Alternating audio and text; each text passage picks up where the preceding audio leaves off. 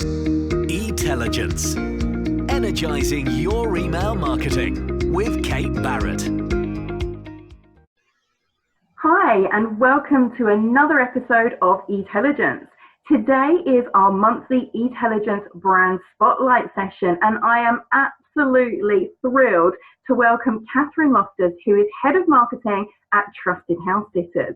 So Catherine has been at TrustedHouseSitters for over 3 years now and heads up their entire marketing department. So Catherine, please do introduce yourself even better and let us know how you're involved in email at TrustedHouseSitters and what you do. Sure. Hi, it's great to be here. Thank you so much for asking me to feature today. I'm here from TrustedHouseSitters, which is quite a unique platform that connects pet owners with people who want to go pet sitting. And we're in over 130 countries. And what makes us different is that the sitters and the owners, no money changes hands between the two parties. So it means that pet owners get to benefit from a pet sitter who really wants to be there, who isn't being paid. And for the sitters, they get to enjoy a lovely experience looking after a pet anywhere in the world. So, for example, I've looked after some cats in Switzerland and Germany. Also here in Brighton, where we're based, pet sitting can be a great way to kind of explore your own doorstep in a different way. So that's what TrustedHouseSitters is all about. And as you say, I head up our marketing team. Though I've come recently into the role of head of marketing, CRM and email marketing has been a massive part of my career to date. So even dating before I started at TrustedHouseSitters, email marketing was a part of my roles in previous companies as well. Using a range of ESPs, starting from MailChimp all the way through to we're using Salesforce Marketing Cloud now. So I really started taking on the email marketing strategy about 6 months after I joined TrustedHouseSitters. The emails were going out, but there wasn't a huge amount of strategy in place around automation, programs, segmentation and personalization. So I've been able to, with the team, bring that out more at TrustedHouseSitters, which has been great. Fantastic. So do you kind of have a hand in the other marketing channels as well, or are you primarily email and CRM still? So largely up until about 6 months ago, or so ago, I was mostly on CRM and email marketing, really email marketing. So we launched our app earlier last year, but we haven't explored a huge amount of push yet. So largely been email marketing. But in my role now, I'm looking after the full marketing mix. So brand and PR, we're dabbling in a bit of out of home at the moment, as well as the performance marketing channels and social. So across the full mix at the moment, but email is definitely has a place in my heart. Like a book, right? What does a typical day look like for you? How do you split your day between those different channels? You know, how does email sit within that overall marketing strategy for you? And how much of the time of the marketing department does it take up? So a typical day, so on a Monday, for example, we spend a couple of hours at the beginning of each week really digging into the performance of the week before. So on a channel basis, looking at sessions, users, conversion rate, what's changed week on week, what have we introduced that's caused an uplift in performance, or what do we really need to focus on this week? So a huge amount of time is spent on really digging into that data and seeing what's going on. And in terms of the amount of time that email marketing takes in the team, we dedicate actually quite a lot of time to email marketing. So we've got a CRM exec within the team who's fully focused on our email programs, and then our 2 marketing assistants also help day to day with proofing and building campaigns. So there's emails being worked on every day, whether that's a send to go out that day or some additions or something that we want to test within our automated programs. So it's definitely something that we've always got our eye on. Fantastic. So it sounds like it's a massive part of your business then. I mean, what would you do without email? Yeah, I mean, honestly, I really can't stress enough how important email marketing has been to us, and not just from an acquisition point either. So we are really lucky to have really, really engaged base of members. So the members of TrustedHouseSitters, they take it really seriously, especially for our sitters. Many of them use it to travel full time. So being able to see the latest sits of the day that they want to snap up is so important to them. So we deliver twice daily alerts to our sitters that go out in the morning and the evening, which give them the latest sits that have come on the platform that day. We approve about 1,000 listings a day, so those emails are quite big. So we've looked at whether members really want to be getting those twice a day, because it's a huge amount of volume, but they love it. They get really high open rates. So if we ever have a problem with one, or one goes out late, the members will be on the phone saying, "Where's my daily alert?" That's how important email marketing is to our members, which is, wow. Yeah, which is, I mean, that's like a dream for an email marketer, to have members that are so engaged. Yeah. So it's a huge acquisition channel for us, but also just the main way that we engage with our members, both on a maths point of view through alerts, and from a one-to-one point of view through communication for our membership services channel as well. Fantastic. So it's a great community driver. It's informational. Yeah. Does it also generate that revenue stream for you as well? Does it help you to get those sits booked? Yeah, absolutely. So as I'm sure you can imagine, the Trusted House Sitters concept is quite unique. It requires quite a bit of education, and there's some trust barriers that particularly pet owners need to get over before they're ready to buy a membership. So we've really structured our entire marketing acquisition strategy largely around email marketing, because it really gives us the space to convey those educational messages that we need to lead with, to show pet owners why they can trust Trusted House Sitters and answer any questions that they might have. So a lot of our channels like search and social are geared up towards driving leads rather than driving kind of direct acquisition. And then those leads come into our email programs, and we nurture and educate our leads through that way. So I'd say maybe 30-40% of our acquisition revenue comes from email marketing. Amazing. So can we break that down a little bit more? So you've got your twice daily alerts to let them know what sits are coming up. What else have you got in terms of that nurture? What else is in your send strategy? Yeah, so we break down all the emails that we deliver by owners and sitters. So those are the two sides of our networks that we're delivering marketing or membership communications to. So as soon as you sign up to kind of register your interest in Trusted House Sitters, so you haven't bought your membership yet, but you've given us your email address, you want to hear more, you go into a lead nurture program for both sides of the network that lasts for about 30 days. And they're very tailored towards the two different segments. So for owners, it's all about sharing reviews. So Trustpilot reviews are so important. So reading reviews from other owners who have used the service to give that kind of social proof, which is so important, as well as really how it works and why it works. So yeah, social proof and member stories, massive for that. On the sitter side, it's much more about the inspiration. So we pull through top sits for the day. So, you know, amazing opportunities in Fiji or Bali or wherever the great sits of the day are, which we share in email. And what's really interesting about the way that we do that, so we've got these automated programs, but we also still build 3 times a week manual emails that pull together the top sits of the day. And you would kind of think, why are we doing that? That's taking up a huge amount of time. But those emails perform so well that it's actually worth spending a couple of hours 3 times a week on putting those together. Yeah, and you have such a great feedback loop with those Monday meetings and knowing what's working and what's not working. It allows you, I guess, to adjust that as you go. And if you do need to add in an extra email, if you need to change the content that you're putting in one of those future emails or adjust your strategy, it would allow you to do that. Absolutely. So because we operate in over 130 countries, being a small team based in Brighton, it means we really need to keep our finger on the pulse of what's happening all over the world, which can be really difficult.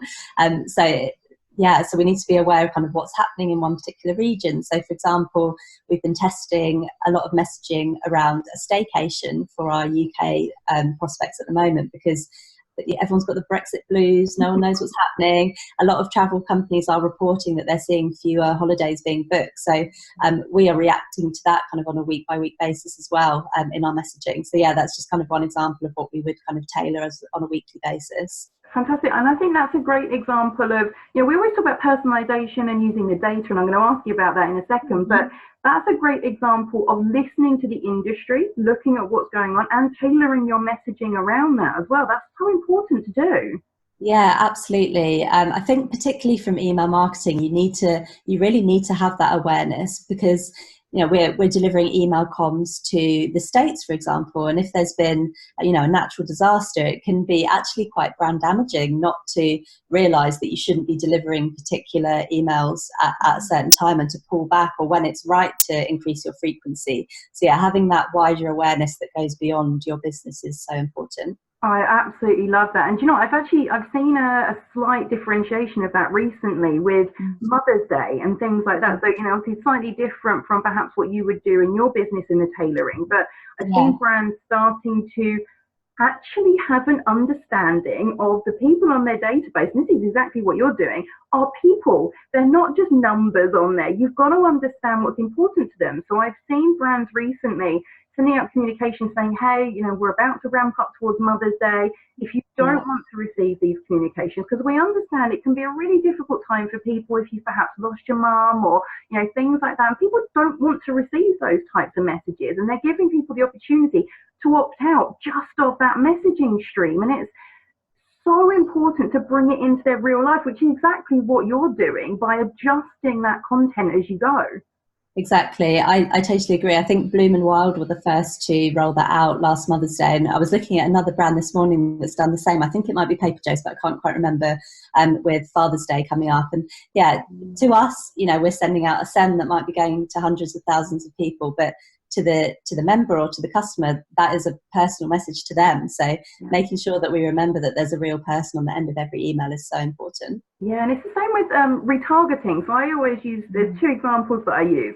The first is if you were browsing the internet, for example, for an engagement ring, you wouldn't really want to be retargeted with ads about engagement rings, because if your partner then goes onto your laptop, or even I've seen if my husband has searched something, I then get retargeting messages on my mobile. So it's doing it on the email address that you're on.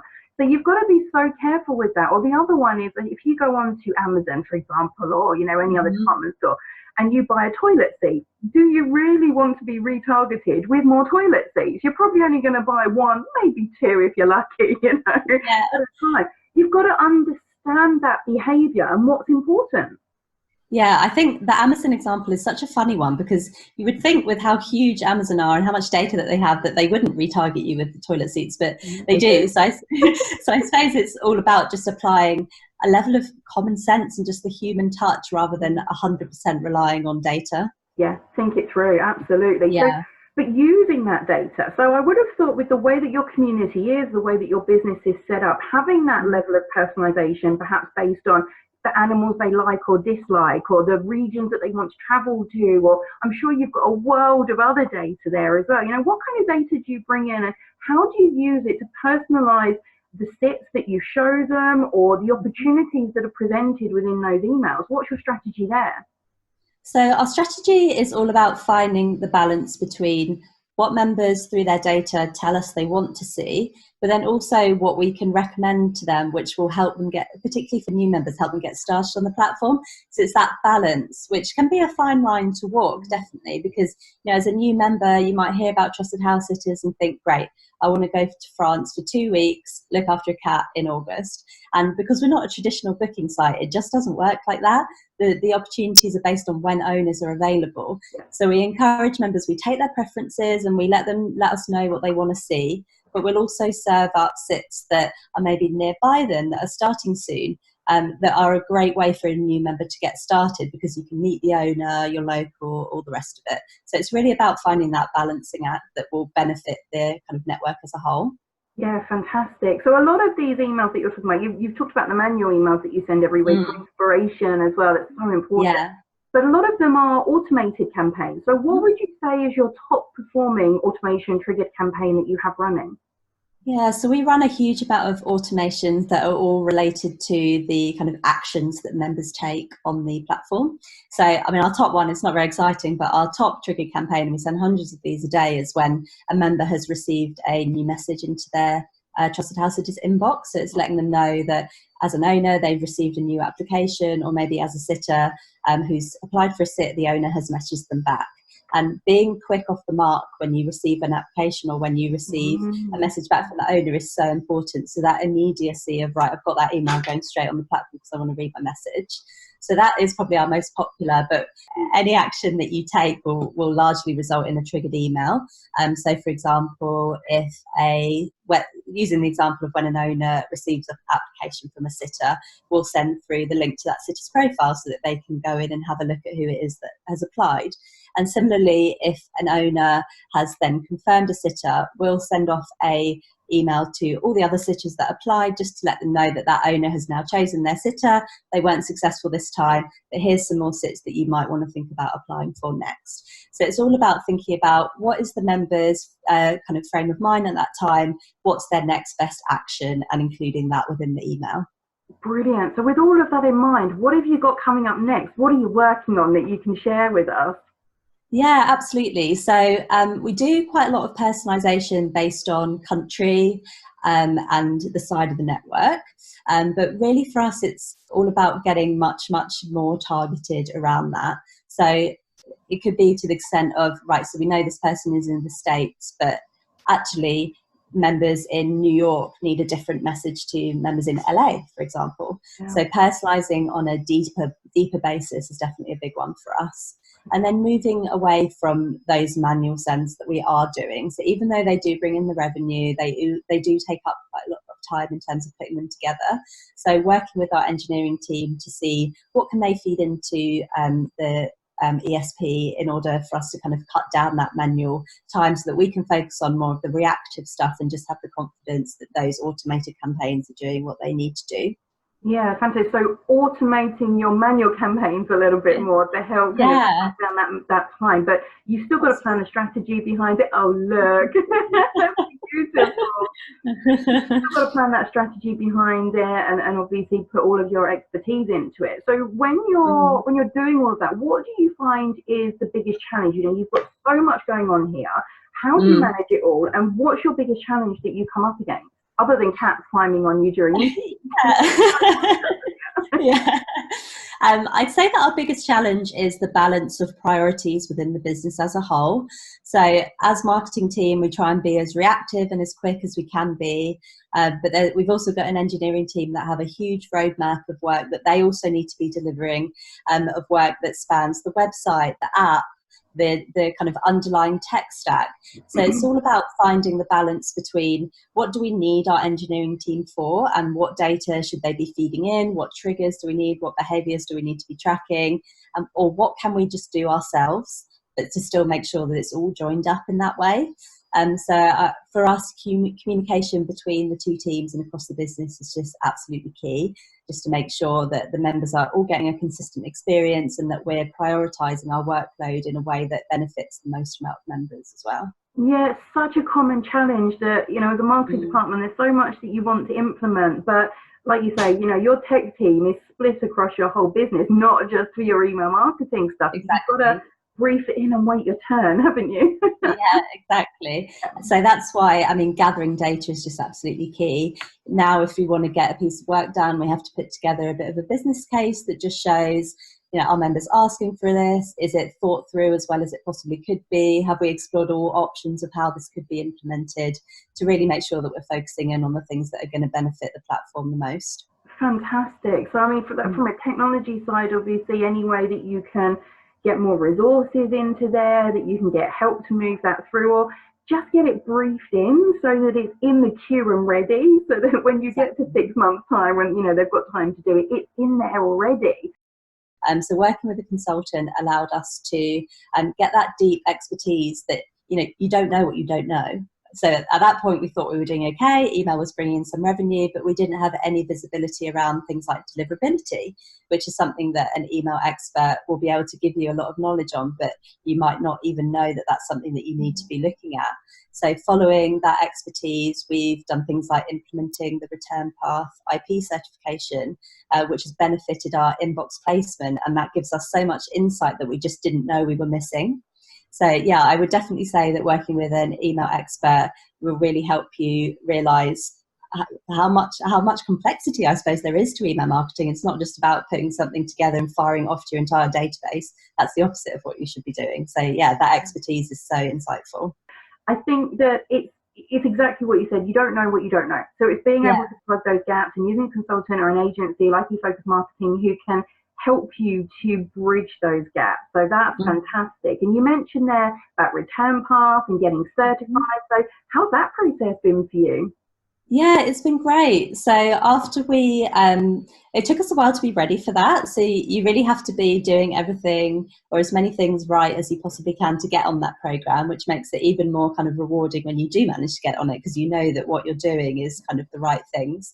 So in the lead up to applying for the certification, we did things like update our privacy policy, as well as looking at our send volumes and the lead capture. So it really goes beyond what you're just doing on the email side, but it's also, where's that data coming from? Is it compliant? Are you kind of across all the various kind of rules and regulations, including GDPR? So we were accepted onto the program 2 years ago now. And from there, we've seen a huge benefit to our email performance. So our inbox placement has gone up. And really getting that data is so useful as well, because often you just don't know. If you had a bad week on email performance, for example, if without that data you're flying blind, you don't know what it is that's caused that or what it is that you need to be looking at. Something I find really useful from the return path tools is that you actually get an email every day that gives you your inbox trend across the main mailboxes, and just being able to check on that just for 10-second every day, just okay, good, all looks good, I know I don't need to look at that, is really, really useful. Fantastic. So you've got that, you've got Salesforce Marketing Cloud, did you say? That's right. Fantastic. So what other tools are you using in your email box? Yeah, so the other tool that we've just started using this year is LiveClicker. So LiveClicker provide on-open real-time email personalization, I guess is how you would describe it. So the reason that I was really keen to start working with LiveClicker is that they offer a huge amount of kind of personalization and dynamic content options, ranging from video in email, which is so cool, as well as personalizing images, as well as things like weather and countdown timers that a lot of providers are offering now. So I felt like it offered real value to the business in terms of driving up conversion by creating urgency and personalization, as well as just providing that extra sprinkle of surprise and delight to our emails. Not everything has to be really, really serious. Sometimes you can do something that's just going to make your members or your customers smile, because that benefits your brand as a whole. So that's the reason that we started working with LiveClicker, and we've seen some great results from that.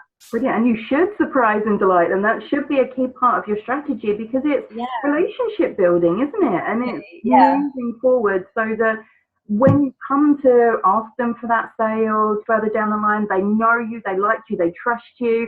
As brands, I think sometimes we forget that, and it is really important. Yeah, absolutely. I totally agree. Fantastic. So which email marketing do you admire? Which companies have got programs that you watch out for, that you look out for in your inbox? Oh, that's a really good question. I should have been ready for that one.